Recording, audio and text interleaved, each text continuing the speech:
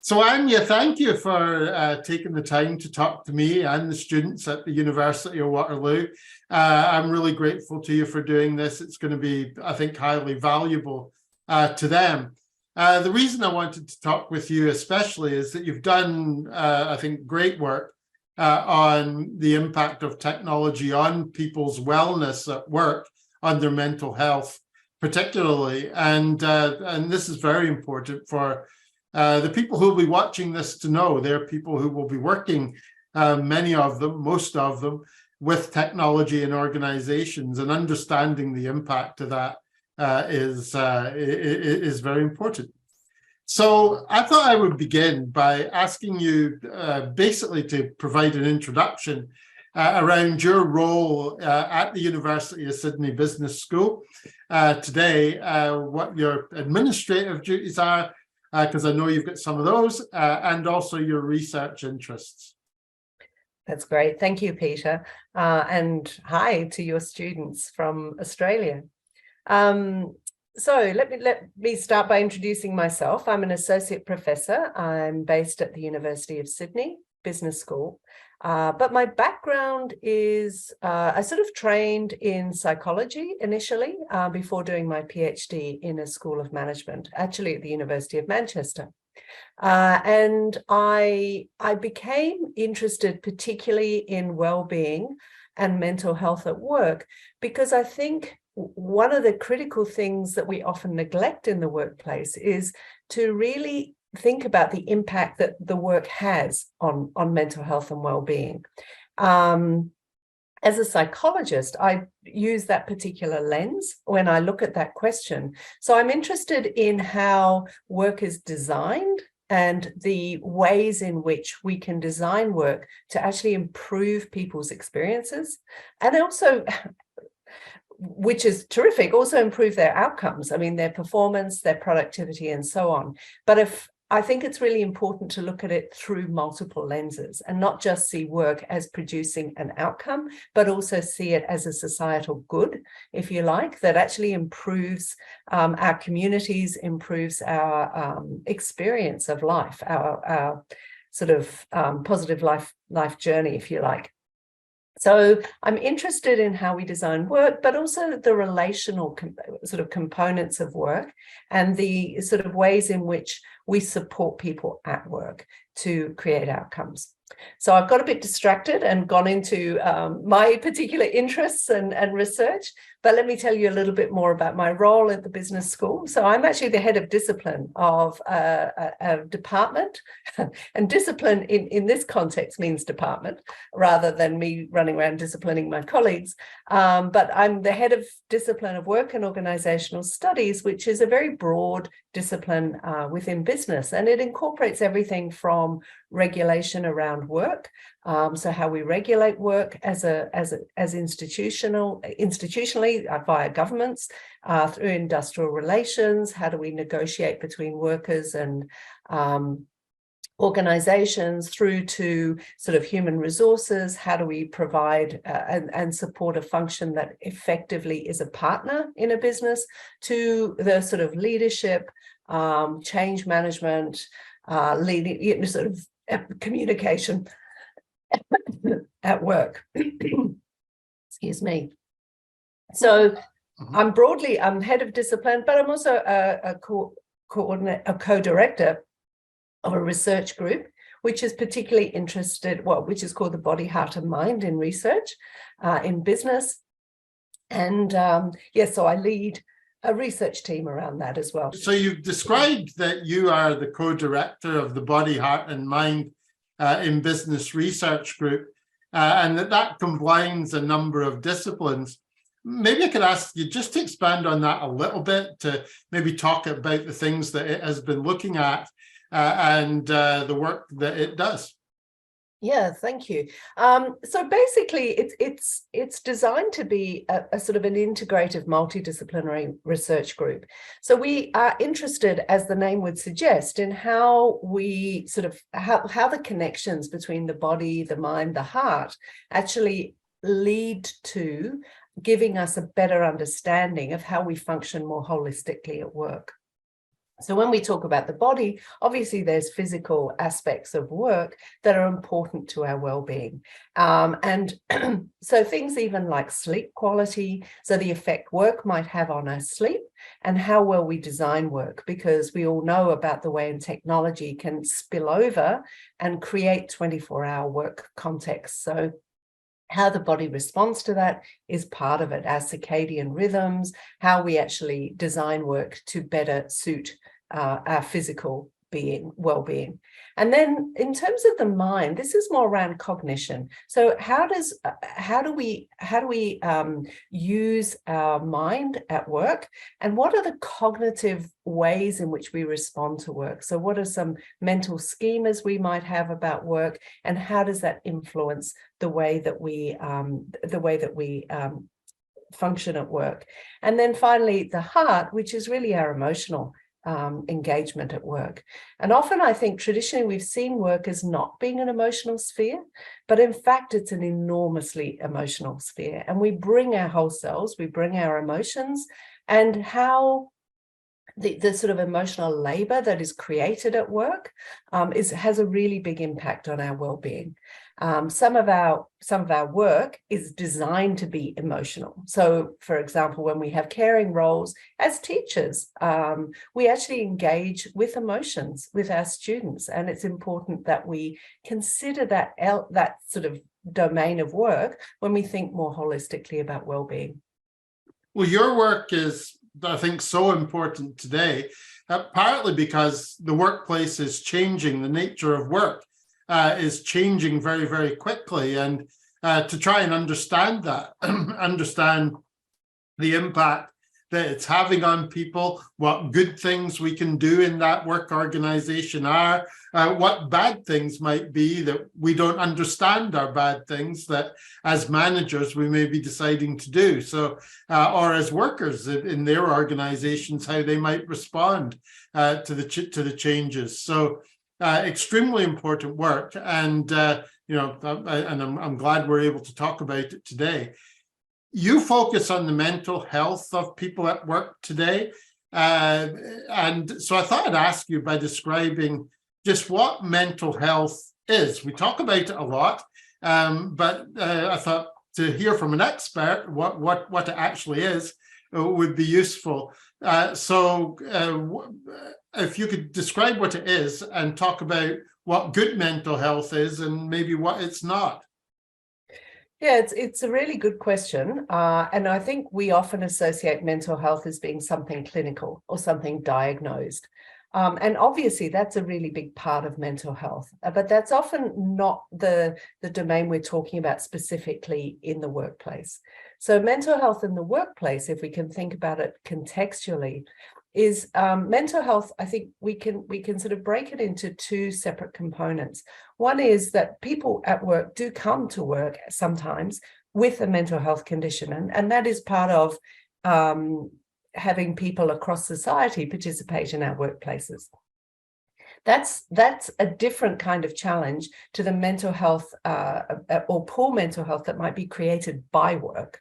So as a byproduct of work, if you like. And so what we can find is that being at work actually creates poor mental health.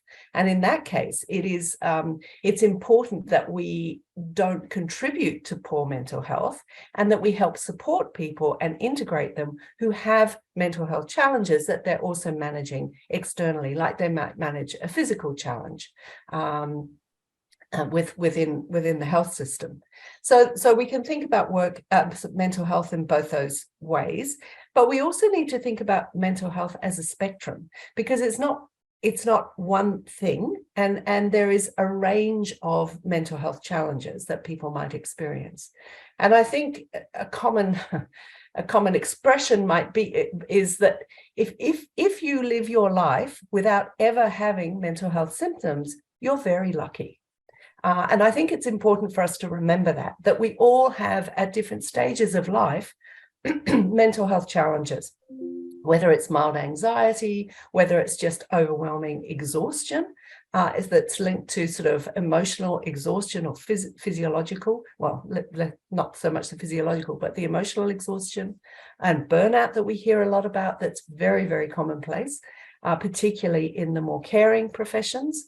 Or whether it's sort of mild depression. So these might not be clinically diagnosable mental health, but they're nevertheless challenges that can be a difficulty at work and can certainly lead to absence or low productivity. So they are a concern for the workplace. And then we have the other dimension, which is the absence of mental health is not in itself good well-being. So simply being free of those kinds of symptoms doesn't mean that you're thriving at work. And so what we need to also consider is how do we use technology and how do we manage the technology around us so that we actually are more engaged, that we're actually feeling supported, that we feel that we are contributing effectively, that we're engaged, that we're enthusiastic, that we enjoy the work that we do. So it's also about positive well-being and also about creating an environment where people can thrive, really. And to be able to create that environment, having awareness of mental health as a manager or a colleague is in the way that you've described it, you've emphasized that would be very, very important in making workplaces good places to work. So what is happening with mental health today? What does the evidence tell us about the state of mental health in today's workplaces? Should we be concerned at the moment? Yeah, there's a lot of reasons to be concerned. If I can perhaps draw on the Australian example, we are actually involved in a project which is specifically designed to look at mental health within the health and caring professions. And that's because the rate of claims for psychological injury are going through the roof. That's perhaps a colloquialism, but are rapidly increasing. And so this is becoming a really big challenge for insurers and also for governments who provide these kinds of services because the cost of insurance is going up. So there's a human cost, obviously, because people who are investing huge amounts at work and then becoming unwell are then having to go on long-term absence, and that those, what we do know also is that psychological or claims for psychological injury are way more expensive than claims for physical injury, where the rehabilitation is more straightforward and the integration back into work is not as challenging. So the average person who is on an absence due to mental health that is caused through work can be over a year on average. So these are very expensive and long-term challenges, and they're increasing. So we do know that this is a problem. As I've mentioned, it's a particular problem within healthcare and the social assistance areas, aged care, disability care, those kinds of industries. But it is also occurring across the board. So it's not just confined to those particular areas. So those costs are increasing. They're increasing across all industries, and particularly in those industries that have been hard hit by COVID. Yeah, and we hear, I guess, anecdotally, I don't know about the research, but in things like delivery drivers that are under stress, particularly during holiday periods, maybe to deliver lots of parcels, and the things the stress and mental impact that might have. And of course, we could talk about many other areas, as you suggest. But you recently published a paper that focused on how technology is impacting workplace mental health. And in that, you identified two areas, how we work and where and when we work. And within those, you looked at, you identified positive and negative mental health consequences. So can you talk about that paper? And first of all, possibly the impact on how we work. Yeah, thank you, Peter. It was a great paper and a really nice collaboration actually with a mental health institute here called the Black Dog Institute, which was really fun to do and fun to think through these issues. So yeah, we sort of thought about technology through those two lenses, how we work and the effect that technology is having on the kind of work we do. And this is across the board, because what we're finding is that the more technology is introduced into the workplace, the more complex the work that we're required to do. So for example, and you probably know this in your institution, in my everyday work would probably deal with about 30 different technology systems, whether it's our learning platform, whether it's our HR platform, whether it's the email. You're constantly navigating different technologies that are not always well integrated and not always well designed. So what we know from the way that work is changing is that the sort of more routine physical work is declining. The more routine cognitive work is declining. What is increasing is the complexity and problem-solving nature of work. So the nature of work is changing, and what that's doing is it's really intensifying the way that we work. So there's not a lot of sort of, when you're feeling a bit tired, or when you're sort of feeling that you can't, think as clearly as you'd like to, there aren't those boring things that you can think, well, I'll just do that and sort of recover for a little while, because everything you do is intense and requires cognitive focus, because the boring bits, and that's not a bad thing, the boring bits are being taken care of by technology. So we don't have those little moments in the day where we can recover. So we have to be a little more mindful of that, I think. And I think when we design technology, and this is something I think for your students to really think about, is when we design technology, we design it for productivity. We design it to make things more efficient. We design it so that organizations can produce things faster, better. And that's all well and good. I mean, I understand that as a broad purpose, but it's really important that we also think about, well, what does this do to the nature of the work that people are doing and how they respond to that work? How does it affect the way that their work is designed? So, for example, if demands are increased and are increased over, intensively over the entire workday, when do people rest? When do people take a break? How do they recover? Similarly, if we rely a lot on systems and they're not as well designed as they could be, and let's face it, there's no perfect systems out there, then it can also create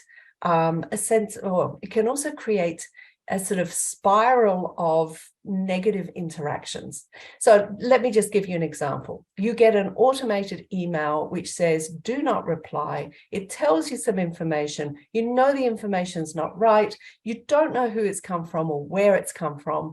And there is no one that you can pick up a phone to. So that kind of thing creates anxiety, it creates anger, and then you're also dealing with customers. So somebody, and I'm thinking perhaps of a student, they're dealing with an automated system. They cannot do their enrollment correctly because they've got some unusual aspect to their experience, and so they'd have no one to call. They might pick up the phone and just randomly call a professor. I pick it up, and that student is already angry, is already frustrated. And so that interaction doesn't start from a good place. And so when we think of call centers, when we think of people in organizations, they're often dealing with people who have already struggled with the service that organization is providing. And so those interactions become more aggressive. It can mean that people feel they have less security in their work because a system could come and change the work that they do or change the organizational structure. So that increases job insecurity. And it also and I guess this comes to my earlier point, that it can erode the relational sort of capacity within the organization, because you're stripping out the benefits of knowing who does what, who is where, who will help me solve this problem. So I don't know that Mary in finance could help me solve a problem, because I don't know that Mary is that person anymore. I just deal with the system. So it's kind of eroding the complex network of people that we knew and that we could turn to and that would support us and that we might have a quick chat with. So again, just thinking about, how do we take those mental breaks? We aren't built to function like a machine and to be working with that cognitive load over an 8-hour day. We just aren't built that way. So we do need these little things to break that up and to recover. So very interesting, because that would also relate to whether or not work is becoming more menial, more boring, or whether work or whether we're going to have jobs that are more interesting is often how that would be seen. But what your work seems to say is those more interesting jobs, given technology, might not necessarily be good jobs because of the intensity that is involved in those jobs, which is very interesting. I was also interested in what you said about the I guess the confusion or that people might face as things change and they are dealing with the system, having problems that they don't know who to go to be able to get answers to those problems. And that would seem to be the case more widely in society too. That's something I've been thinking about recently, is the extent to which, as an individual in the world, not just in the workplace, those similar challenges may exist, where you have a problem, you've got to renew your driving license maybe, and dealing with the system is difficult, and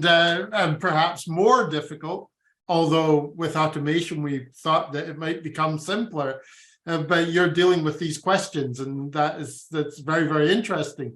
And very important, because again, the people who are going to work with the technology from Waterloo are going to be making decisions about how these things are going to work, and they need to learn this stuff. Okay, so the second area you looked at, and I guess you touched on it in what you just said, was where and when people work, and how that and of course that's changed for many people during the pandemic. More folk working at home, or if they are going to work, the arrangements there might be different. So I was interested in what you, specifically those areas, where and when, and if there was anything further that you wanted to say about those. If you think you've already covered it, that's also fine. Yeah, I think I possibly did cover a little, but I think there are a few other elements in that the flexibility to work wherever we want to or can has, I think, also changed the nature of work to some extent. It's not as contained as it was. It spills over a lot. Obviously, we all welcome flexibility and being able to manage our lives, as complex as they are, in a more flexible way. And that is a definite benefit. But I think we need to be very careful not to overrate the flexibility, because it can increase isolation. If people are only working remotely, then they're not engaging with the organization or with organizational members, with their teams in the same way as they would do if they're present in the actual office. So that does affect relationships. It also affects the type of work they do, because then they're focused on the tasks that need to be done, rather than perhaps co-creating where we're moving to as an organization or as a team, what our next steps are, what strategies we want to put into place. So that more isolated model doesn't work so well for the ways in which we might co-create collaboratively. It also could affect, and I think this is something that we have been thinking about, the visibility of people at work and what impact that has for their development and also for their promotion prospects. And I think that's important because particularly for young people moving into the workplace, being able to be visible, having others visible to them, learning from others, that those sort of informal ways of managing different elements of work. Without that, particularly those early transitions can be particularly challenging because you can be working with what you think is what is required, but not getting that kind of informal, more frequent sort of immediate pieces of feedback around, why are you doing it that way? Didn't you know about X? Or, hey, I've noticed that you're really working late. It's fine to go home and you need to do that. So those kinds of little messages, or even actually the one I love is when you're sitting in the office and the lights go off and you think, okay, little cue, I should be heading out, rather than, when you're at home, things can just keep rolling and you have your dinner and you come back and you keep going, and that kind of intensification and your sort of longer work hours actually have longer term impact that we really need to be very careful around. Very important, very interesting, and I'm sure many of the people watching will have experienced elements of what you've described and be thinking about them as they enter the workplace. Okay, so your paper discussed how understanding of the impact of technological change in the workplace could be better understood and responded to. And you argued that there needed to be more collaboration between business, government, academia, and others. So I thought I'd ask you to talk about how we can and should improve the development of knowledge and its application for organizations and society in the future. How do we organize ourselves to ensure a good outcome from the changes that are happening?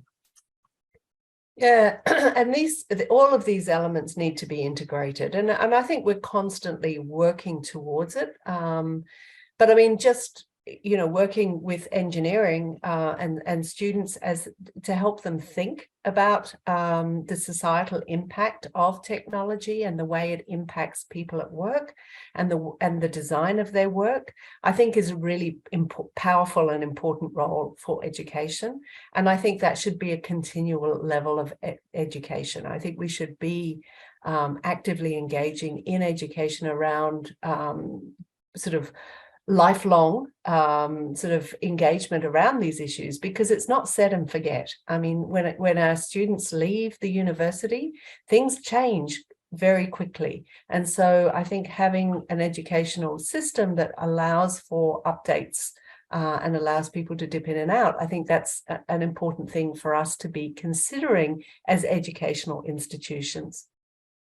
I think for government, their role is very much around regulating how organizations practice and how technology is used. The Australian government, for example, has a bit of a reputation of being quite heavy-handed around technology, and we've certainly had some examples of Google even threatening to leave Australia because of the interference by the government. But our government, for example, is now looking at introducing a framework around psychological injury at work. So not just thinking about work health and safety as being physical injury, but then extending that to the rights and responsibilities of organizations around how they manage and the harm they cause through work for individuals. So I think that's another way in which government is engaging with this. It's a really big challenge to think about psychological injury caused by work, and how you regulate that. But it is nevertheless an important challenge that we need to engage with. And then I think organizations, as I mentioned, we just need multiple lenses. So when we design the way that work is going to happen, we have to think about the human capacity. We have to think about the way in which what we're designing impacts on the work that people do, and consider how we mitigate the risks that might create. So I think as managers, being aware of and paying attention to work design and how teams are functioning is part of that role of protecting and supporting people so that they can be effective in the workplace. And that's thinking about, are the demands that you're making on people tolerable? Can they actually manage them? Of course we have demands, but are they tolerable? Do we have control over what we do? Or is control being taken away? Do we have the opportunity to develop skills and to learn and to feel engaged at work? Can we be, I guess, are the relational sort of structures, do we feel supported? Do we feel that we have good relationships at work?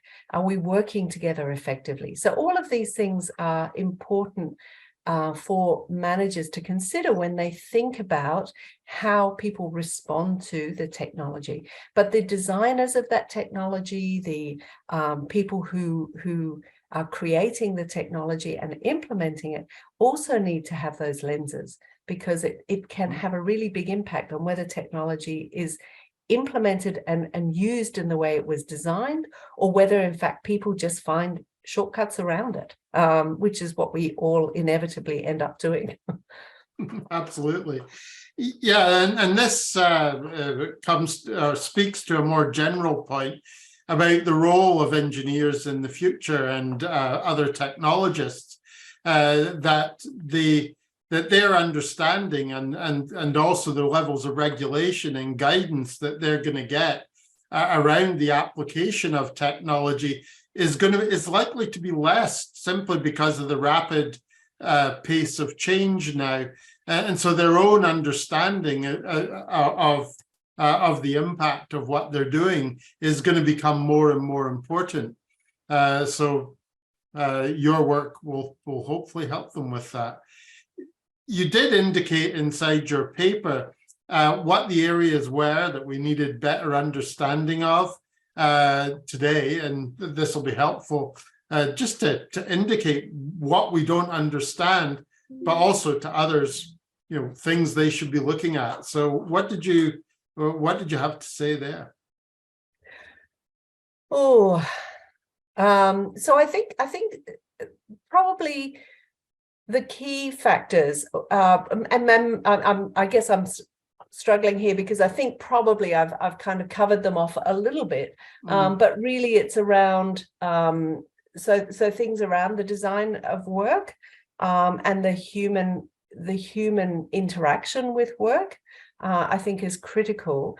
I also think we need, and I've mentioned this before, we need to be careful not to have productivity as a key driver, because we need to build enough redundancy in the work that we do, that when things go wrong or when things are not functioning as well as they could do, there's enough flex within the system or resilience within the system, if you like, to protect people.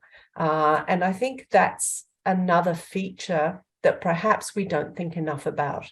So, for example, the debate around, do we need two pilots in a cockpit? Well, technically, no. I mean, technically, we almost don't need the pilot. But the point is, it doesn't take much for things, when things go wrong, to realize why we do need those additional human resources within the technology to manage to manage when things are not going as planned, or when there's unexpected contingencies. So I do think we need to be very careful not to allow technology to drive the agenda. We have to keep societal good, if you like. The point of having people living good lives, being able to feel that they are driving the technology, not being driven by it. I think those are all really important factors to consider at a more societal level. You know, for what point are we using technology, and to what extent is technology serving us well? I think are really important questions to ask. Absolutely. And to emphasize that we have choice about what we're going to do with the technology, how the technology develops, and the importance of its impact on people as being the primary thing that we're concerned about as we do that, as we develop our use of technology. Okay, the final question I've got is about employees today. I thought this, your advice for the people who will be going to work in the future might be helpful. And for any who may be working now that are watching this, what should they be doing to care for their mental health and improve their mental health at work? So I think being really aware of the way that you respond to different situations at work is important. So understanding yourself in terms of how you engage at work, particularly when you're new and transitioning from education into the workplace. I think being aware of your own strengths and areas where you still need to develop is important, because that can help sort of give you a bit of a framework for how you engage at work. The second, I think, is really important to see work as being as being a power of good. I mean, work is actually good for us. We know unemployment is not good for us. It's not good for our mental health. So work has a role within society more generally. It provides a sense of purpose. It provides meaning. It gives us structure at work. It gives us agency around our financial well-being. So there's lots of reasons why work should serve us well. And I think being aware of how our work is designed, so coming back to those really sort of core elements of work, there's a framework that we use a lot called smart work design, and I think it's a nice, easy way to think about your work. Are there opportunities to use your skills, which is your S? Is there opportunity for mastery? Are you feeling competent? Is there opportunities to demonstrate your competence, to be able to feel effective at work? Is there agency? Do you have some level of control over the work that you do? What are the relational elements of your work? How are you connecting with colleagues? What is your relationship with your supervisor? Is it the relationship you want? Should you reach out and say, I'd love to be able to have just an informal chat with you, maybe once a fortnight, just to see how I'm going and get some feedback? Are you connecting with colleagues? Do you know the colleagues who can support you? So actually being active in managing relationships at work. And then finally, around the demands, are they tolerable for you? What can you do to help yourself manage those demands? So thinking about your own, the design of the work you're doing, and then considering how it's supporting your well-being at work. And then, there's and then being active or proactive around managing that. I think is a really important way of supporting yourself at work, but also doing well at work, to be honest. So that would be my top tip. There are also other ways in which we need to think about how we perform at work, and that's around self-care. I'm always a bit reluctant to say, it's critical that you take care of your own mental health. Of course it is, but it doesn't mean that the organization doesn't have some responsibility for that as well. So it needs to happen from both levels. So in terms of self-care, I mean, all of the things that we know that help our own mental health, so being physically active, being socially engaged, having strategies to disconnect from work, building your relational kind of networks, all of those things will support you at work and in fact help you become more effective at work. But it's important that we don't see that as just being an individual responsibility. It's also, as I said, an organizational responsibility to kind of make work effective or make work support mental health. Thank you. I'm sure that advice for the people watching will be something that they can bear in mind when they enter the workplace, and which will hopefully contribute to that being better than it might otherwise have been. So thank you. Thank you for answering all my questions, Anya. I really appreciate you doing it. I know it's going to be valuable for people at Waterloo, and and thank you. No problems, Peter.